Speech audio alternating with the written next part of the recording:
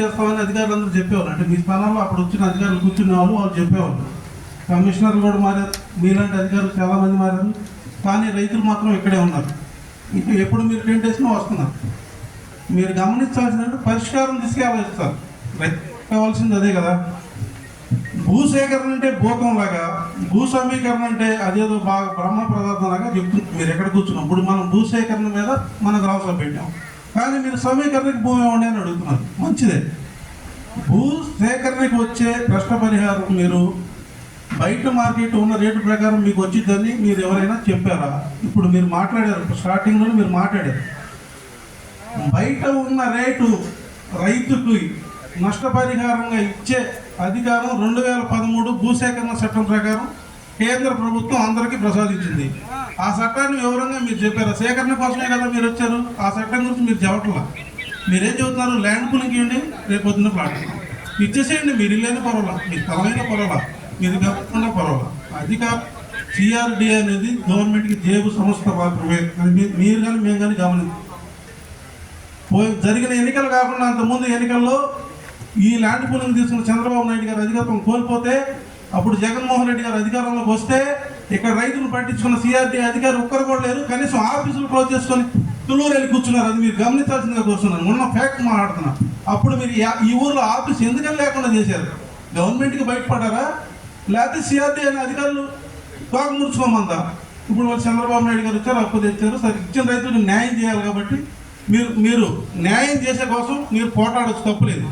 సరే, ఇచ్చిన రైతులకు న్యాయం చేయాలి. భూసేకరణ అనేది ఒక ప్రాజెక్టు, భూ సమీకరణ అనేది ఒక ప్రాజెక్టు. మీరు ప్రతి వాళ్ళని భూసేకరణ కింద సమీకరణ యాడ్ చేయడం. ఇన్ని సంవత్సరాల నుంచి రైతులకు అవగాహన ఉంది. భూసేకరణ జరిగితే ఏమవుతుంది, సమీకరణ మీరు కొత్తగా చెప్తే ఇక్కడ అందరూ పిల్లలు కూడా తెలుసు. కానీ మీరు నష్టపరిహారం ప్రైవేట్ మార్కెట్ రేట్ ఎంత ఉంది? 10 లక్షలు బ్యాంకులో వేస్తామని చెబుతున్నారు. 10 లక్షలకు మీరు ఇస్తారా? మీ పొలం ఉంటే ఇక్కడ ఎంత జరుగుతుందో మీకు తెలీదా? మీరు గవర్నమెంట్కి చెప్పొద్దా? ఇక్కడ ఇల్లు రేట్లు, ఇల్లు స్థలాల రేట్లు ఎంత ఉండే మీకు తెలీదా? మీరు అడ్డగోలకు తీసుకుంటామంటే కుదరదా? అసలు గ్రామ గంటాలంటే పరిధి లేదని మీరు చెప్పారు. 500 మీటర్లు ఇవ్వం, అంతా మీకెందుకే పోతుంది కదా. తీసుకునేదే మా రైతుల భూములు మాయి. ఎస్ఆర్ఎం గాడికి గ్రామ గంట అవసరం లేదా? ఊరికి ఎంత దూరం ఉన్నాడు?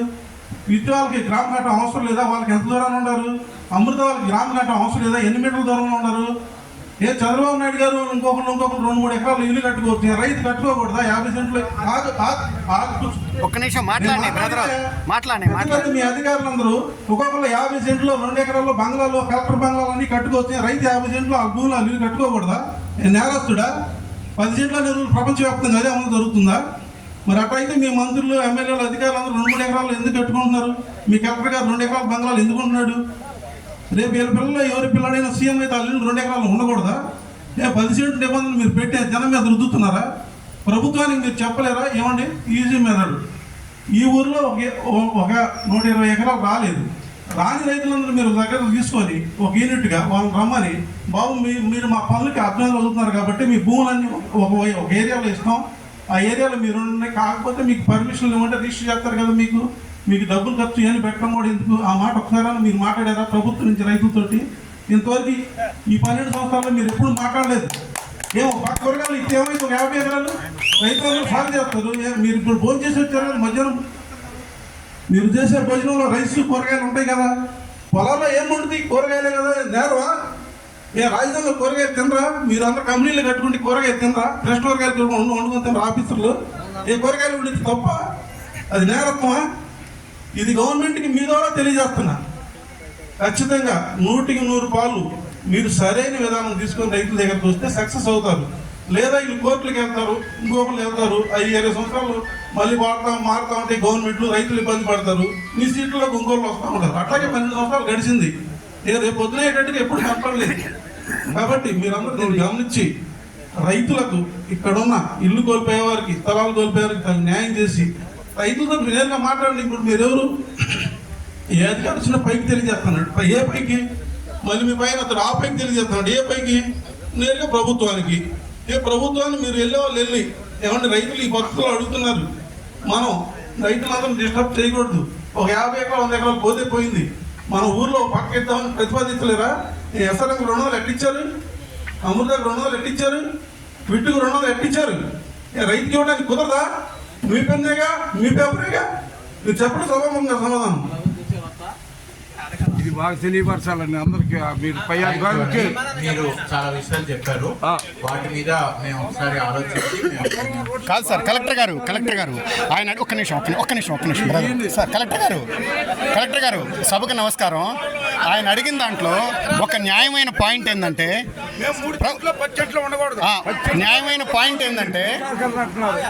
ప్రభుత్వం రైతుల దగ్గర తీసుకున్న 34,000 ఎకరాల్లో 2,500 ఎకరాలు సుమారుగా ప్రైవేటు యూనివర్సిటీలకని, ప్రైవేటు హాస్పిటల్కని, ప్రైవేటు హోటళ్ళకని, మిగతా ప్రైవేటు ఎన్నిటికో ఇస్తున్నారు. ఆ 2,500 ఎకరాలకు సమాధానం చెప్పకుండా కొనగల్లిలో మాకు ఎల్పిఎస్లో ఇవ్వడానికి ఒక 30 ఎకరాలు, దాని కింద ప్లాట్లు ఇవ్వడానికి ఒక 40 ఎకరాలు, నీరుకొండలో కొన్ని ఎకరాలు, నిడమర్లో కొన్ని ఎకరాలు, ఉన్న 29 ఎకరాల్లో మొత్తం కలిపి మాకు ఒక 1000 ఎకరాలు కావాలంటున్నారు. రైతులు ఉండేది 1 ఎకరం 2 ఎకరాలు. మీరు ప్రైవేట్ వాళ్ళకి ఎంత ఇస్తున్నారు? 200 ఎకరాలు. కొంతమందికి ఇంకా దాని కిందకు వచ్చేసి 10 ఎకరాల నుంచి 15 ఎకరాల నుంచి ఇస్తున్నారు. ఆ భూమి ముందు రైతులకు ఇవ్వాల్సిన ప్లాట్లకి, రోడ్లకి ఇచ్చి తర్వాత మిగిలింది వాళ్ళకి ఇవ్వచ్చు కదా. అట్లా ఎందుకు చేయట్లేదు మీరు? అంటే రైతుల దగ్గర భూమి మాత్రం మీరు ఏ విధంగా అయినా లాక్కోవాలి, కానీ రైతులకు భూమి ఇవ్వాల్సిన వచ్చినప్పుడు మాత్రం రైతు దగ్గర ఏ భూమి ఉండకూడదు, అది పూలింగ్లోనే ఇవ్వాలా?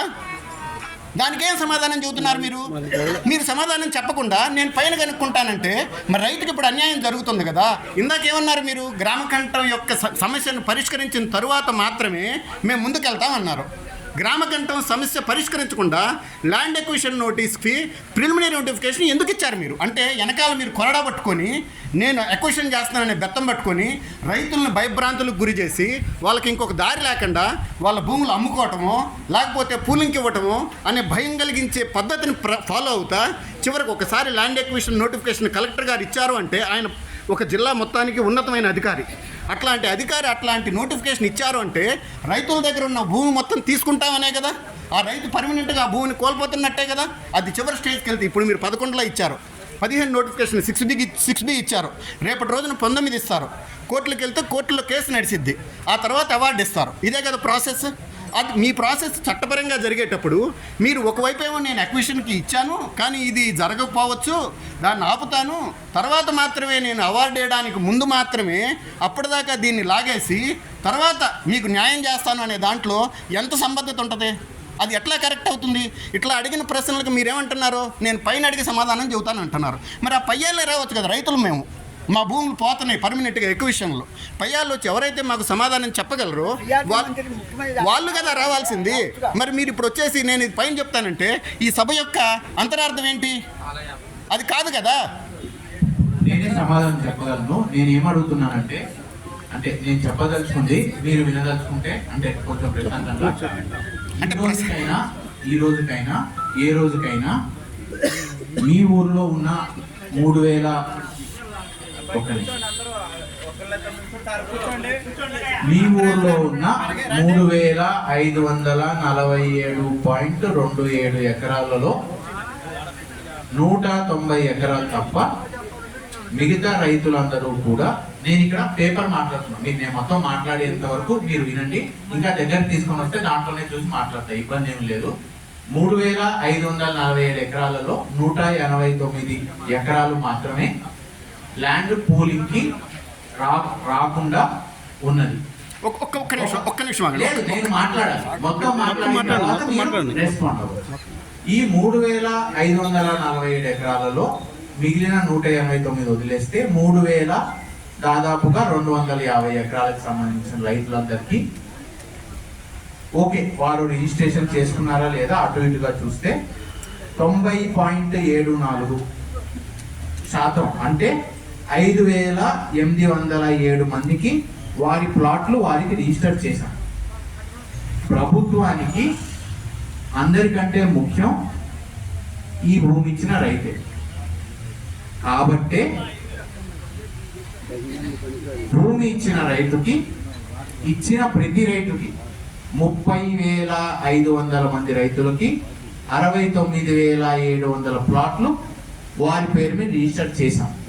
ఇంకొక 3,000 మంది రైతులు ఒక 7,000 ప్లాట్లు దాదాపుగా ఈ 55,000 ఎకరాల్లో 35,000 భూ సమీకరణలో మాత్రమే రిజిస్ట్రేషన్ చేయలేదు.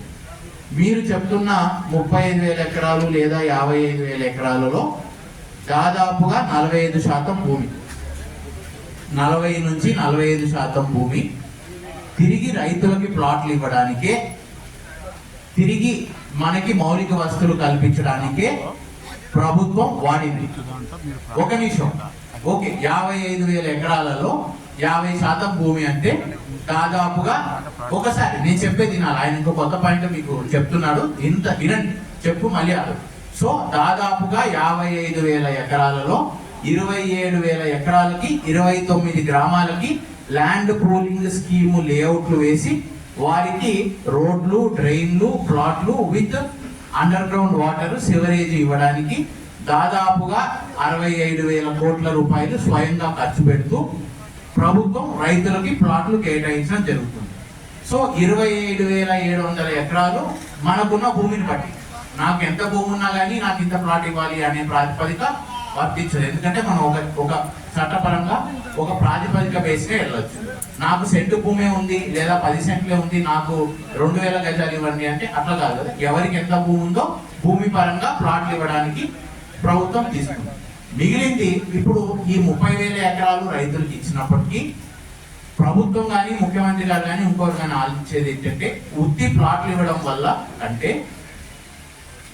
అమరావతిని ఒక ఆర్థిక రాజధానిగా, ఒక ఎంప్లాయ్మెంట్ బేస్డ్ రాజధానిగా, ఒక ఎకనామిక్ డెవలప్మెంట్ బేస్డ్ రాజధానిగా, ఒక నాలెడ్జ్ ఎకనామీగా డెవలప్ చేస్తే రేపు పొద్దున మనం అందరం హైదరాబాద్ గురించి ఈరోజు మాట్లాడుకున్నా, బెంగళూరు గురించి మాట్లాడుకున్నా, ఇంకో చోట మాట్లాడుకున్నా, అక్కడ భూమి విలువలు ఈ రోజు పెరుగుతున్నాయి. కానీ భూమి విలువ పెరగడానికి కారణం ఏంటంటే అక్కడ వచ్చే ఉద్యోగాలు, అక్కడికి వచ్చే మనుషులు, అక్కడికి వచ్చే ఐటీ, అక్కడికి వచ్చే టెక్నాలజీ, మరి వీటన్నిటినీ ఇక్కడికి ఆకర్షించాలనే ఉద్దేశంతో ఈ రోజుకి మనం చూసుకుంటే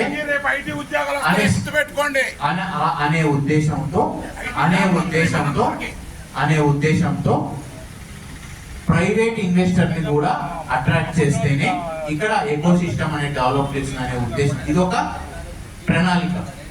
ఈ ప్రణాళికతో అందరూ ఏకీభవించవచ్చు, అందరూ ఏకీకపోవచ్చు. ఒక్క మాట సార్, ఈ రోజు నేను ఏం చెప్తున్నానంటే ఆ ప్రణాళిక కొంతవరకు పనిచేస్తుంది అనేది ఒక ఉద్దేశం ఏమిటంటే, దాదాపుగా ఒక 40,000 మంది, 35 నుంచి 40,000 మంది విద్యార్థులు గత 12 సంవత్సరాల 2016-17 నుంచి ఇక్కడ విడ్డు SRM-లో చదువుకున్నారు. దాంట్లో మాకు మీరు కన్సెషన్ ఇవ్వటం లేదు, మా విద్యార్థులు చేసుకోవట్లేదు అనేది మీరు అనొచ్చు. బట్ ఇక్కడ ఒక ఎకో సిస్టమ్ డెవలప్ అవుతుంది, దాని పరంగా ముందుకెళ్తున్నాం. ఇంకా వేరే హాస్పిటల్స్ కానీ, స్కూల్స్ కానీ, ఆ పోర్టల్స్ కానీ ఇటువంటిని డెవలప్ చేయాలనేది ఒక ప్రణాళిక, దాని ఉద్దేశం, దానికి ఒక మార్గంలో ప్రభుత్వం వెళ్తుంది. ఈ కార్యక్రమాలు చేసే ఏ సందర్భంలో కూడా రైతుల ప్లాట్లు ఆపి ప్రైవేట్ వ్యక్తులకు కేటాయించిన సందర్భాలు లేవు. అంటే 70,000 ప్లాట్లు 98% రైతులకి ఇచ్చాం. ఈ 2% వారిని మేము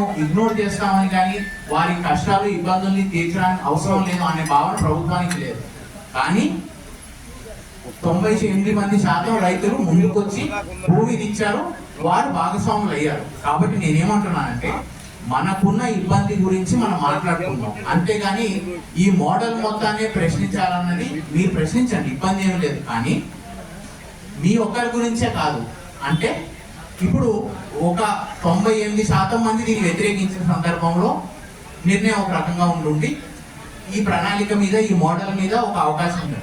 కానీ 98% ఆల్రెడీ భాగస్వాములు అయ్యారు. కాబట్టి నేనేం చెప్తున్నానంటే, మీకున్న ఇబ్బందుల్ని సాల్వ్ చేయడానికి మేము సహాయం చేయగలం. రెండోది, ల్యాండ్ అక్విజిషన్ అనేది రాష్ట్రంలో, పక్క రాష్ట్రంలో, చుట్టుపక్కల రాష్ట్రాల్లో, దేశంలో ఎక్కడైనా కూడా 10 ఎకరాలు కావాలన్నా, 100 ఎకరాలు కావాలన్నా, 1000 ఎకరాలు కావాలన్నా, 10,000 ఎకరాలు కావాలన్నా ఉన్న ఏకైక చట్టం భూసేకరణ. ఏ రాష్ట్రంలోకి వెళ్ళినా 10 ఎకరాల నుంచి అయినా 10,000 ఎకరాలు తీసుకున్న సందర్భాలు కూడా ఉన్నాయి. స్టీల్ ప్లాంట్లు, ఇంకో ప్లాంట్. అన్ని సందర్భాల్లో కూడా మార్కెట్ వాల్యూ ప్రకారం 2.5% డబ్బులు, 2.5 రెట్లు డబ్బులు ఇచ్చి డబ్బులు ఇచ్చేసి భూమిని వాళ్ళని పక్కకు పంపించేసేదే ప్రక్రియ. ఇంకా వేరే ఏ ప్రక్రియకి వెసులుబాటు లేదు. అలా జరిగితే మనకు అన్యాయం జరుగుతుందనే ఉద్దేశంతో ముందుకు తెచ్చిన స్కీమే ల్యాండ్ పూలింగ్ స్కీమ్. మీరు వేరే రాష్ట్రం, నేను ఒక్క నిమిషం చెప్తున్నా, ఒక్క నిమిషం కాదు సార్, మీరు 10 నిమిషాల నుంచి మాట్లాడుతున్నారు. మీరు రైతు మాట్లాడేదేమో 1 నిమిషం 2 నిమిషాలు అవుతుంది, కానీ 10 నిమిషాలు మీరు ఏం చెబుతున్నారంటే రైతు అడిగిన దానికి తిన్నగా సమాధానం చెప్పకుండా దాన్ని సాగదేస్తా దాన్ని ఏం చెబుతున్నారు. రైతు ఏం అడుగుతున్నాడు, అయ్యా పూలింగ్లో ఇచ్చిన రైతుల భూమి ప్రయారిటీ అవుతుందా, ప్రైవేట్ ఇన్వెస్టర్లు ప్రయారిటీ అవుతారని నేను తిన్న క్వశ్చన్ అడిగాను. మీరేమంటున్నారు, ఇక్కడ ముందు 2016లోనే విఐటికి, ఎస్ఆర్ఎంకి, అమృతకి భూములు కేటాయించారు.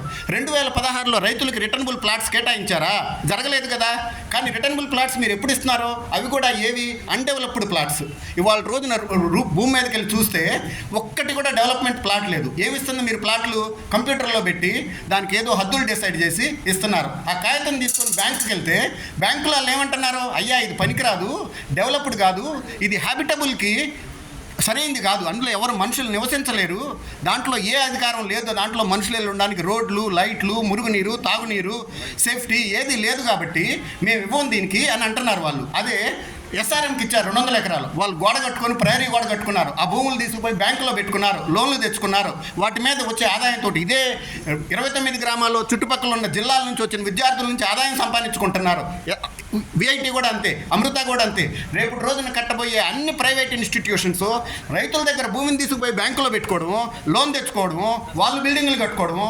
ఎవడైతే రైతు నిజంగా భూమి ఇచ్చాడో వాడికి ఒక్కటి కూడా అభివృద్ధి అయిన ప్లాట్ లేదు ఇంతవరకే.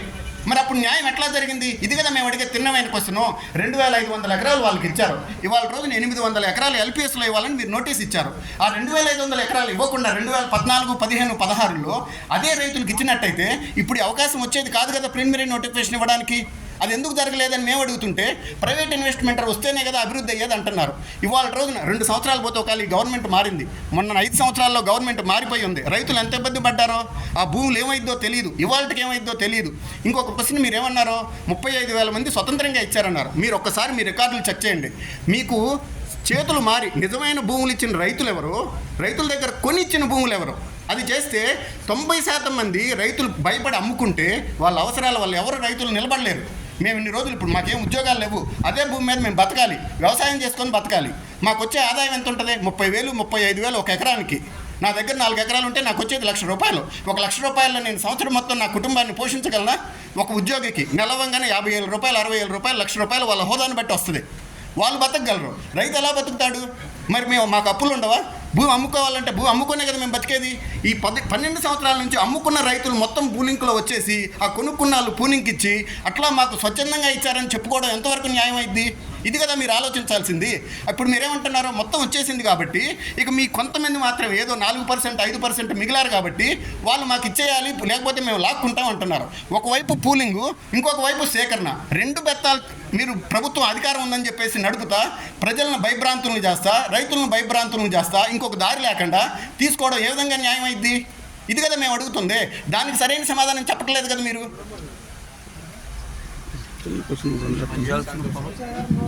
మీరు ఒకసారి ఈ ఆఫర్ చెప్పాల్సిన చూద్దాం, అది ప్రయోజనం చూస్తారు కదండి.